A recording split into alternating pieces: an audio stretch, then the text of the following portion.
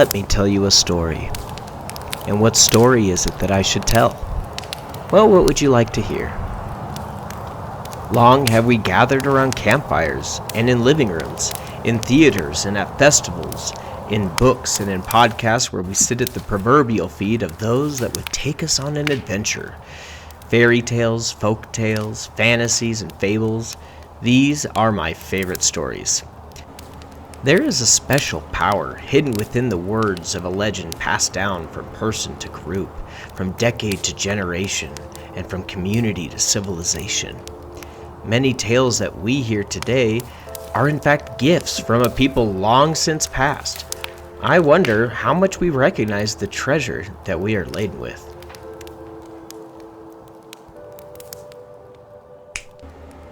Stories are a living thing, but only if they're told. For how can it grow if not shared with others? Herein lies the call to breathe life into myths of old, and those maybe not so old. As a young kid in elementary school, one of my favorite subjects was reading. Yes, I was that interesting. In particular, I became enthralled in the idea of tall tales, myths, and legends. These stories passed down from generation to generation gave vivid and vibrant, albeit exaggerated, color to the histories of the place I grew up. Growing up in Oregon, stories of Bigfoot, Paul Bunyan, Johnny Appleseed, and the giants of Table Rock were some of my favorites. These gateway characters and adventurers were the means of my lifelong addiction to the fantasy genre. So these many decades later, I find myself returning to that idea of local myths and tall tales. I am totally intrigued at how many stories can be found of mysterious creatures and mythical monsters scattered about the United States. These cryptids, as they are so aptly named, have become something of an obsession of late. So I am on a quest. I will be spending the next year or so discovering a new beast or entity for each state in the country. In the beginning, I asked if I could tell you a story. Well, how about 50? For every cryptid I learn of, I will bring them to life for you in the form of a new story. Some may be familiar, some may be brought from lore so deep few will ever have known its name. And as much as I do love a good narration, how much fun is talking about a mythical beast without some visual aids? As an integral part of my journey, I will be bringing each and every creature to life through the art of paint. So here it is, my invitation for you to join me. A good story needs an audience after all. Come along this expedition where episode after episode we will fill this map of mythical monsters. And because you've been so gracious to lend me your ear thus far, I won't make you wait long for the first chapter. In fact, I'm so excited to get started. Why should we wait at all? And if I have to choose somewhere to start, why not begin in my own backyard, where my family and I call home? Welcome to Utah. Utah is known for many things, particularly if you fancy yourself an outdoorsy type. From the towering Wasatch Mountains to the sprawling salt flats of the Great Salt Lake, Utah is home to a rich history and culture, shared by the pioneering settlers of the 1800s, as well as the indigenous tribes that occupied these lands for well over 1,000 years. And unsurprisingly, it is from these native tribes that we discover a wealth of stories and legends that have been shared for centuries. As I begin my quest to discover these purported encounters with fantastical beasts, I admittedly have been drawn to the more obscure references and tales. With nothing more than a cursory search of Utah's known cryptids, one would easily discover multiple findings of the more famous examples. For instance, the Bear Lake Monster, a crocodile-like beast that prowls the shores and depths of Bear Lake. Old Briny of the Great Salt Lake, whose odd shape of a crocodile body with the head of a horse was definitely worth a deeper dive. And finally, the Skinwalker, a storied witch of the Navajo and Ute tribes made even more famous by Sherman Ranch, now simply referred to as Skinwalker Ranch. I admit, I still very much enjoy digging into the various details of every single cryptid I discovered here in Utah, and there is plenty of accounts that will make the skin crawl on even the bravest or more dubious soul. But it was after a long night of scrolling and searching that I discovered something I had never heard of before. A creature that would make me rethink ever setting foot into the waters of Utah's various lakes and ponds. And don't let the name fool you, for what we are about to discover is far more sinister than its title implies.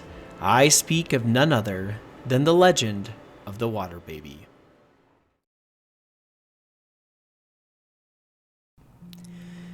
Henry was exhausted. After a long day of hiking, hunting, and fishing, the latter proving both fruitless and rather frustrating, he sat on the dirt floor of the forest, leaning back upon his makeshift seat, a large log that he had rolled over to his campfire's edge.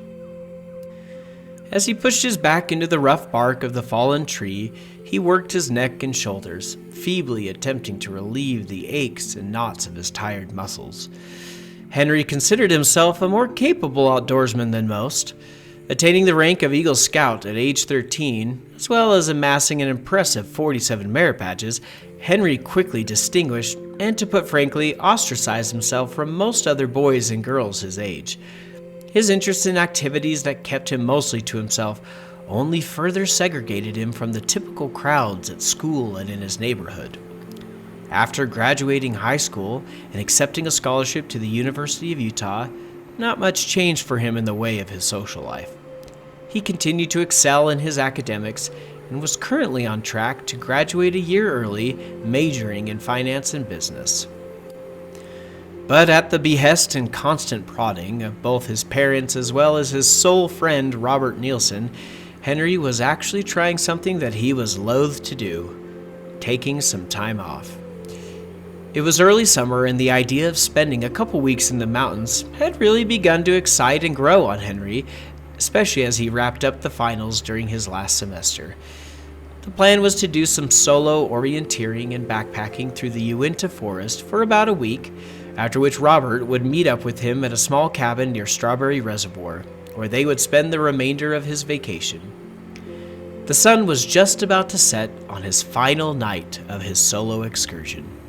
Tomorrow morning, Henry would make his way down the rest of the mountain and meet up with his friend.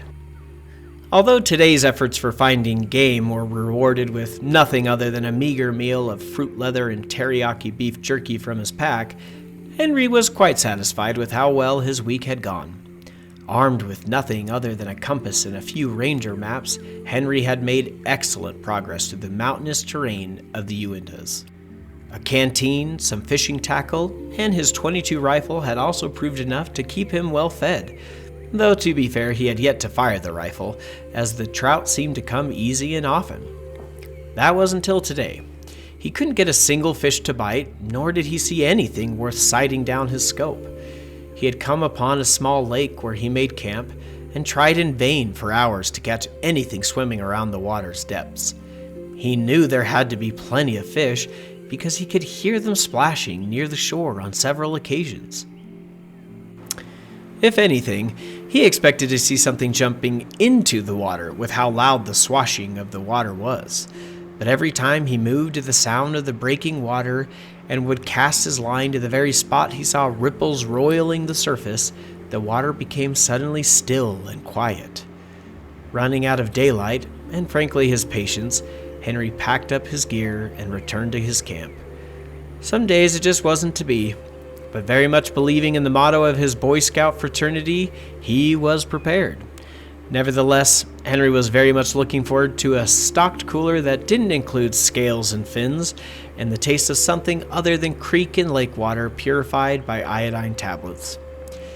As the sun finally disappeared behind the distant horizon, Henry debated feeding the fire a few more branches, or simply calling it an early night. An earlier start tomorrow meant an earlier arrival at the cabin. Besides, he couldn't help imagining the look of surprise from Robert if he beat him there. It was decided. Pouring the water from his canteen over the dwindling fire, the extinguished embers hissed and sizzled as smoky steam filled his small campsite. He would remember to refill the bottle tomorrow at that small lake. At least the reservoir would prove useful for something. The sounds of the sputtering coals died away, and the only remaining sound to fill the air was the long zip of Henry's tent flap being closed up for the night. In fact, if he had been paying attention, Henry might have noticed that not even the sound of hooting owls nor orchestral cricket legs filled the air. For as soon as he had tucked himself snugly into his sleeping bag, the lone camper was near drifting off to sleep, which is precisely when the sound of a crying infant shattered the night silence. Jolted from the edge of slumber, Henry's eyes popped open. The cry was somewhat distant, but clear and unmistakable. It is true that some animals can make a sound quite similar to a baby's cry, but as the sobbing wails continued, he knew that he was not confusing the sound for something that lived in the forest. That was a child. Racking his brain, Henry made every effort to recall if he had noticed any signs of other campers or hikers. There had been none, and surely none of an entire family complete with young children. He knew he wasn't too far from Strawberry, where it would be much more common for larger groups to camp, but this seemed way too far for lost hikers to wander to. Then a terrible thought occurred to Henry, as unlikely as it seemed. Had some predatory animal discovered this group and snatched the small child? As crazy as it sounded, it was difficult to make any sense of the situation. The cries somehow grew louder and more desperate. Specifically, the direction from where he could hear the dreadful sound became obvious. Quickly lacing his boots and unpacking his rifle, Henry grabbed his flashlight and marched in the direction of the crying baby. Almost immediately he recognized his route, for within 100 paces of his tent, Henry came upon the clearing that led to the shore of that stubborn lake. Pointing the beam of his light toward the cries, he could see splashing and rippling in the water. Had something dragged it into the lake? He sprinted toward the water's edge, but immediately lost his footing over large rocks and tree roots lining the bank. Impulsively throwing his arms out in front of himself to catch his fall, his flashlight plunged helplessly into the water, the yellow glow instantly winking out, Henry stumbling face first into the shallow depths in front of him.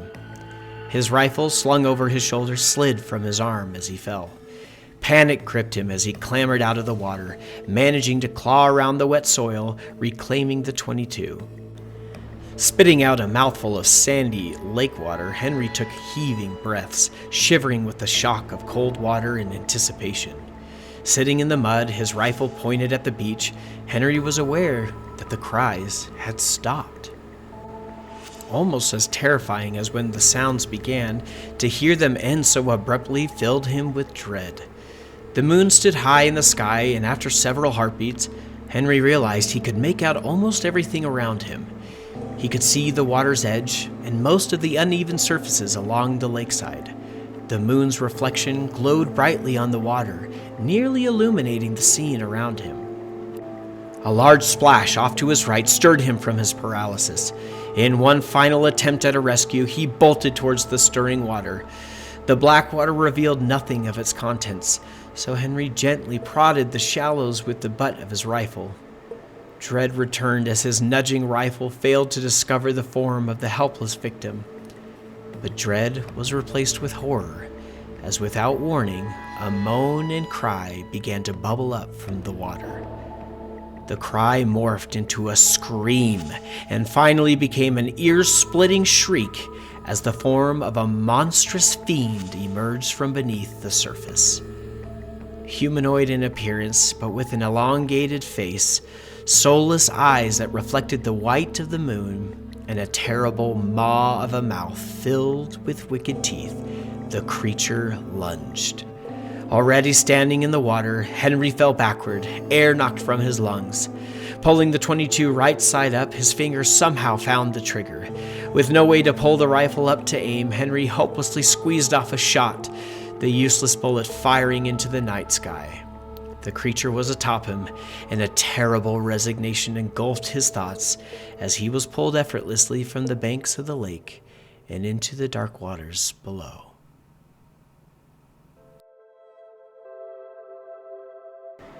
The water baby is one of many creatures described by tribes native to the Utah area. Ute folklore gives several accounts discovering this entity near various lakes, rivers, and ponds. It is said that there are only two types of encounters with a water baby. The first and most common is when you hear their mournful cry, attempting to lure you to the water's edge where they may drag you to your death. Although unsettling, if resisted, there are few who have fallen into their grasp. But in a physical encounter, it is said that almost none would survive, which may explain conflicting descriptions of the creatures themselves. Although most often described as small or mermaid-like, some tales give a more amorphous description.